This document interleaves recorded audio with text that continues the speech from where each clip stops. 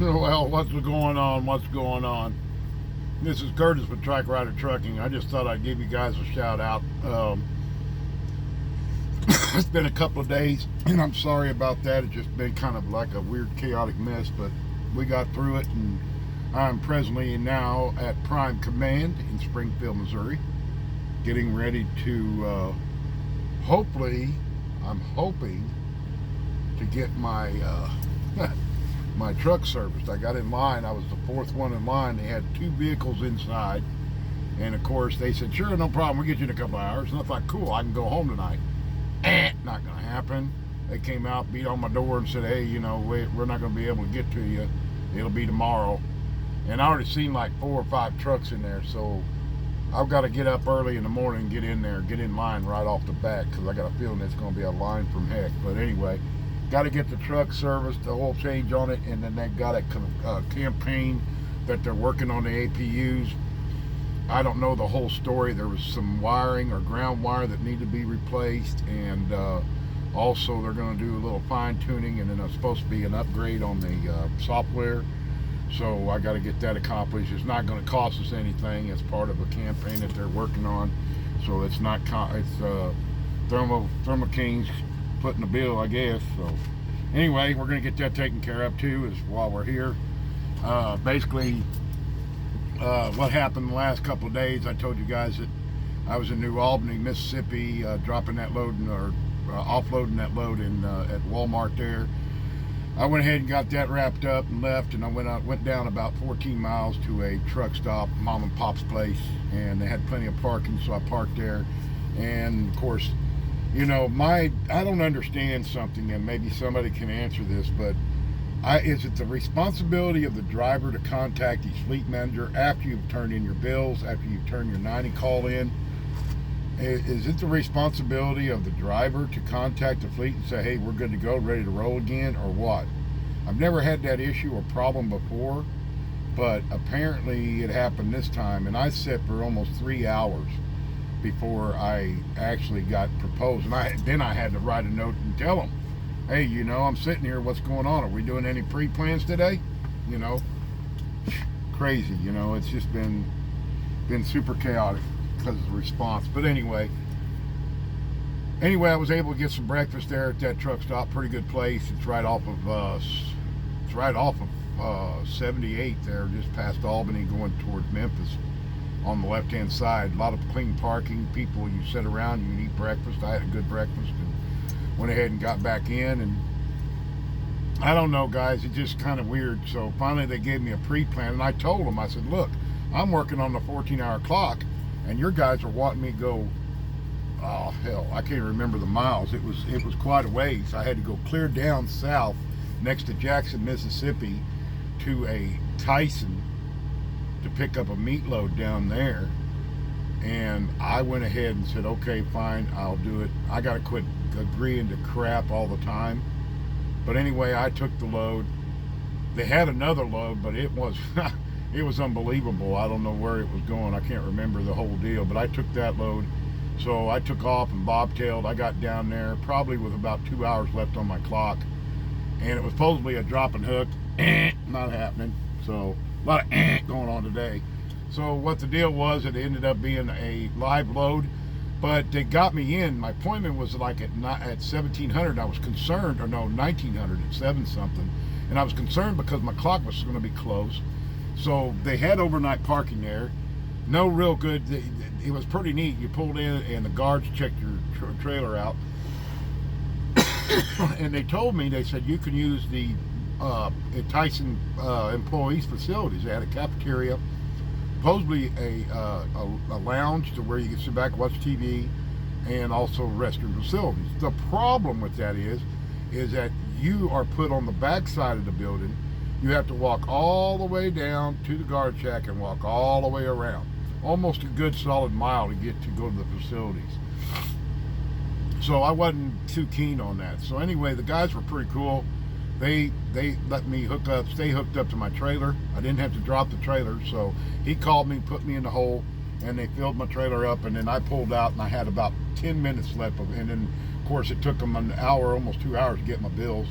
So I just parked there with the trailer hooked up, and I told them I ain't leaving. I can't leave. I ain't got no time on my clock. And in the area I was in Mississippi, if you guys are familiar with the Jackson, Mississippi area, it's all woods. I mean, it's backwood country crap. So I got up early in the morning because I knew I had to get this delivered, and I was taking it to Berryville, Arkansas, and I only had like a full day to get it there. So I had to really haul butt. So anyway, I left early in the morning.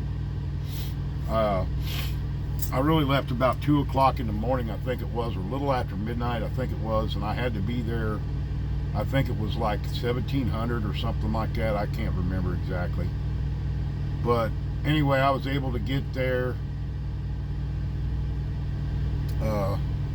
Anyway, I got down there and I took off and made it to the 90. Well, in fact, did I get all the way or not? I'm trying to think now. It's been so dang long. But I went up through there. Of course, I went up 65 and, of course, through the hills and stuff, and got behind one truck driver. I don't think he knew what he was doing. And he got in my way, but he got out of the way, and I kept cruising, and I got to Berryville that late afternoon, or yeah, in the afternoon I think it was, and it was a drop and hook, so it was pretty cut and dry. And basically I had no time again. So with that being said, I was just going to stay there. They allow you to stay there. So I dropped and got up empty, and then I turned around, and my fleet manager kept telling me, I thought, you know, man, why don't I just go on to the house? I had about 2.5, 3 hours. I could go right up to Branson. No, he was, oh man, I need you to go get this other load. And I said, well, where's it at? Well, it's Springdale, and it's going to somewhere up north. And I said, dude, I don't have enough time to make it there. I can't get to Springdale and have enough time on my clock to get it back for someone to repower and go on. Oh, okay, well, that makes sense. And there's another question I'm asking. Do these people ever look at your clock and see exactly what you have left on your clock? No, not that I know of. It's always, I said, you guys, this is what I've got. I always got to tell them how many hours I got. Look on my clock and it'll tell you what I've got left. Is it feasible for me to get there? No, it ain't.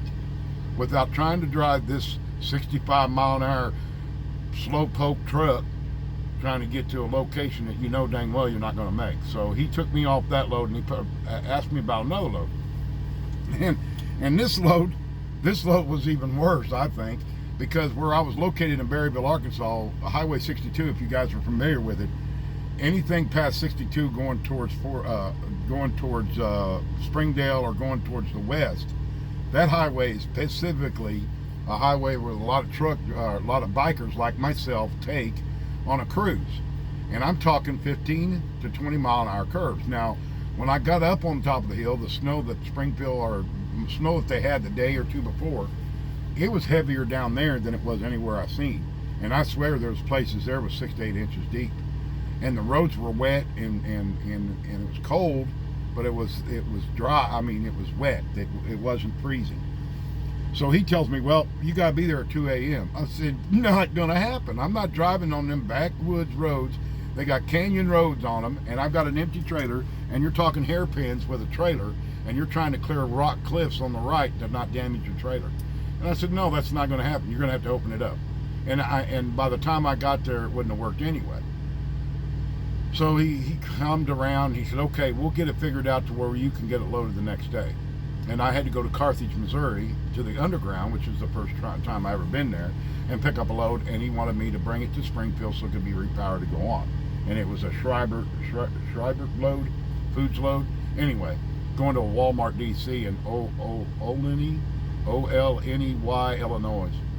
So I got to sitting there and I'm thinking I didn't get a pre-plan and I didn't get an actual plan, so I took off. I said, well, I went there and they didn't have any toilet facilities.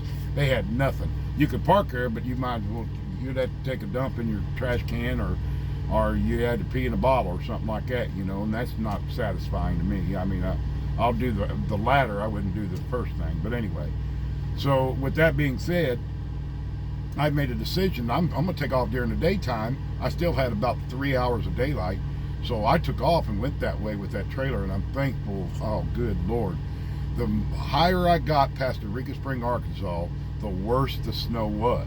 I've never seen so much snow. And I got over there, the roads were wet, and you're going up downhills, you got downgrades you're going on, and at night that would have been most stupid. So I made it all the way to Seligna, Missouri, which is right over the border, not very far. You turn off and go on 39 like you're going to Monad. And I stayed at this truck stop that I used to go there after we used to stay at Roaring River. My parents, God rest their souls, they're gone now. They used to camp down there in the spring and stay all spring. Well, we would just go down there to go fishing, you trout fish and whatever, and go watch just had a good time down there. So when we'd go down there, we'd always go up to this truck stop that's up on top of the hill on 39 and pick up sodas or whatever we needed. And they have good food there. So I thought, shoot, I'll just go stay there. So I got there and sure there was nobody parked there. So I backed her up and backed her into a hole, and I sat there and went inside and got me some dinner, and I thought this was cool. Went down and laid down, and I don't know what it is, but I had nothing to do with COVID. I've got severe cramping in my belly, and it was just bad. It was off and on sleep. I went to bed at like 6 or 7 o'clock last night, knowing I was going to leave early this morning because I had to get a washout and then go on over to Carthage, which is about 70 miles away. So anyway, I spent the night there, got up. Of course, the only bad thing is this truck stop closes at 11 o'clock. So basically I couldn't do anything after 11, but I stayed there, and then another prime driver showed up, I guess in the middle of the night. He stayed there, and then there was a couple other trucks that showed up later on. But anyway, I had a good spot. I got up the next morning. They opened it up about 11. They opened it up 4:30 in the morning. So I went in there and got me some biscuits and gravy, some good Ozark Mountain food, and got that and had me some coffee and sit there and waited till about just before daylight. It was snowing. It snowed that night too. Last night it snowed a little bit down there. Flurries, just dusting. So I went and got that. Went ahead and took off and got over there. Got the washout, and that Amazing Grace washout. It's over in Carthage, guys. Not a bad place. They're pretty thorough. It's a big building. You pull right straight in. You park. They come and do your thing. They clean you out. Did a great job. Shout out to them. Amazing Grace car. On your Qualcomm, you would put AMCA, and that's where you would get your code. You wouldn't have to go mess with the crap down there in Joplin, where the blue beacon is, that you sit in line for 2.5 hours. This one I was there, first one in, first one out, gone. So it's a very good place, man. Very nice. I recommend that if you guys are in that area, have to pick up a load in the underground.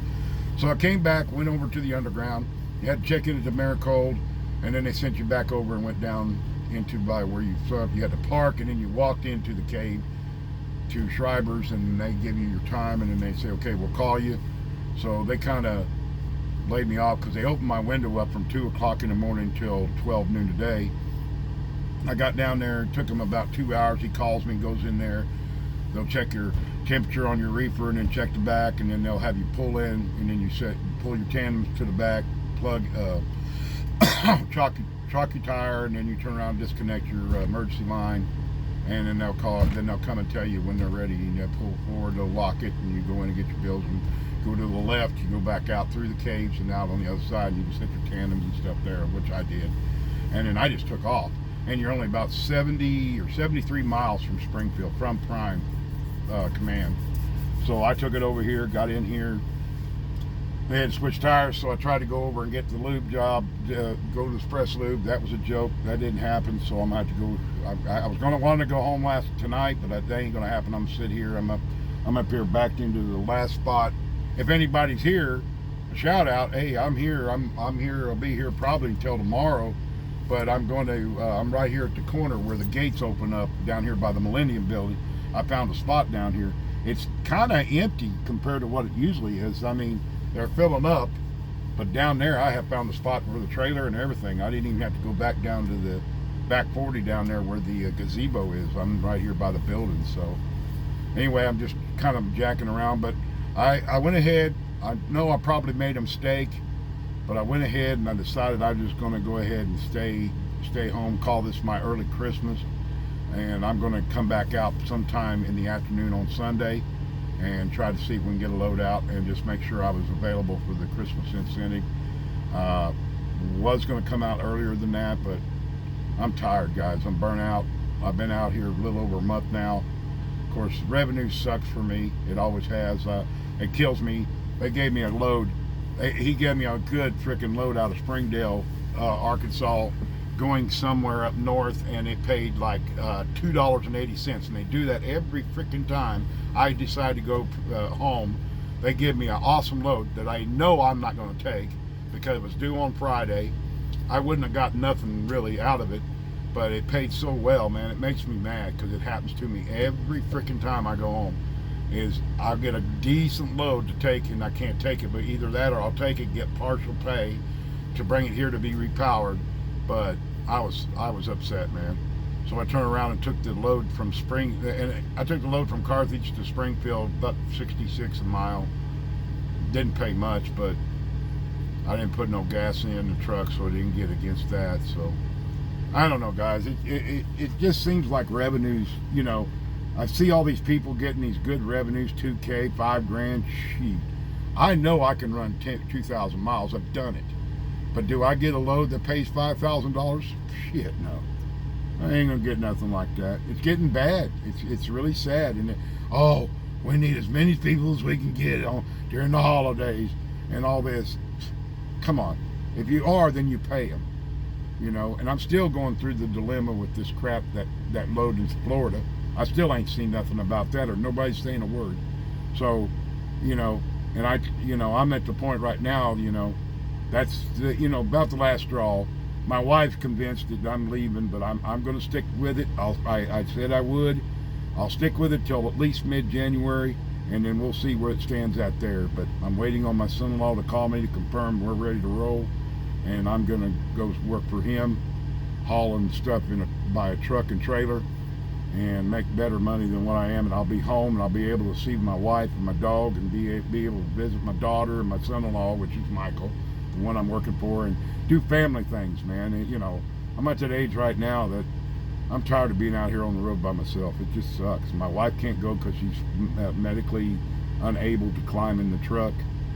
Physically unable to climb in the truck.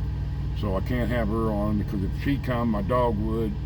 And I'd love to have Jake with me, but he's a handful too, because he's not really he's not really trained in the vehicles yet. He goes to the doctor, and that's about as far as Jake trips on the truck. I should have trained him at an early age, but I didn't. But anyway. So anyway, that's what's going on. I'm stuck here for at least a night. Spend the night here. I'm going to go in here and probably grab some grub and kind of just scope out and see how many people are in there jacking around. There's a lot of people here. I mean, I'm looking at trucks that are wide open, and I don't know what these people are doing. They're just chilling. Two ladies are in one truck. There's a guy and a girl in another. There's 2 ladies in a P. I mean, there's a lot of teams going on here. It's really It's really something else. I guess that's the thing to do, is trip running, I guess. I don't know. It's really weird. But anyway, I'm here. I'm chilling. If anybody sees this video tonight, I'm around here. I'm at the very end. Got the red International. 801-289 is my truck number. If you guys want to come and shout at me, I'm going to be here watching TV or playing video games or something. I'm just going to chill out. Go in here and get some grub and just chill. I'm just ready to go home, man. I'm tired. I'm driving my truck home, so I'll do that tomorrow. But anyway, guys, I just wanted to check in, say hi to you all. I hope you guys, if I don't get back with you, I plan on getting back with you when I get back on the road.